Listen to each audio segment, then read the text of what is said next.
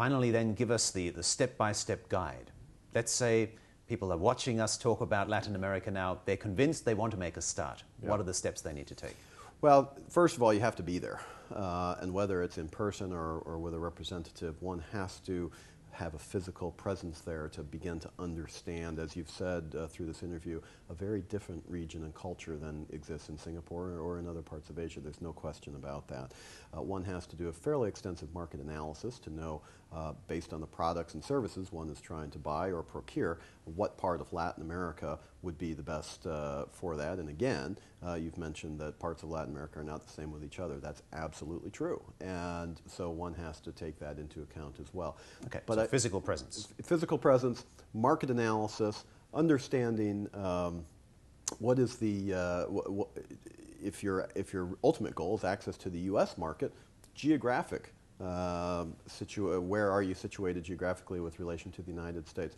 But I think by and large, there's a very large willingness to attract that investment, to be helpful, to welcome people from the outside. And I don't think that somebody who's really interested in investing or trading with the region is going to have ultimately that much difficulty.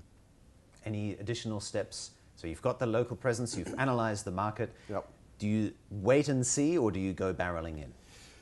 Well, of course, every company is different, but one would presumably take it a step at a time. Because if you don't know the market, it doesn't make a whole lot of sense to put all your eggs in one basket. And some companies we see, they go to Brazil first, and then they say, well, we understand Brazil, so therefore we're going to expand that to the rest of the region. It doesn't work that way, because Brazil isn't the rest of the region. So sometimes it's better to go to one or two countries simultaneously, maybe a Spanish-speaking part of Latin America, maybe Brazil, as well, and then as those operations develop and expand, then you can take that and take the next step. But probably best not to go whole hog, we would say, in the United States, or jump in with both feet first, because you still have to learn the market. There is going to be a learning curve. It is going to be fairly steep for somebody who really hasn't been in the region before. That's absolutely true. But again, with goodwill, with a sense of long-term perspective, some of those immediate-term difficulties can be overcome.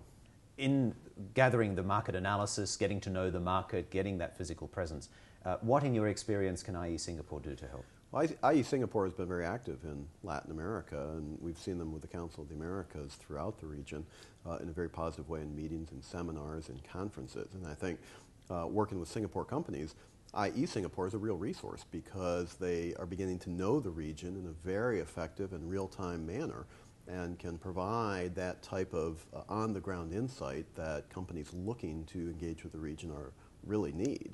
So I think it's a very valuable resource and should definitely be taken advantage of. Eric Farnsworth, great to talk to you. Thanks very much again. Thank you for having me. I'm Mark Lowdy. Thanks for watching.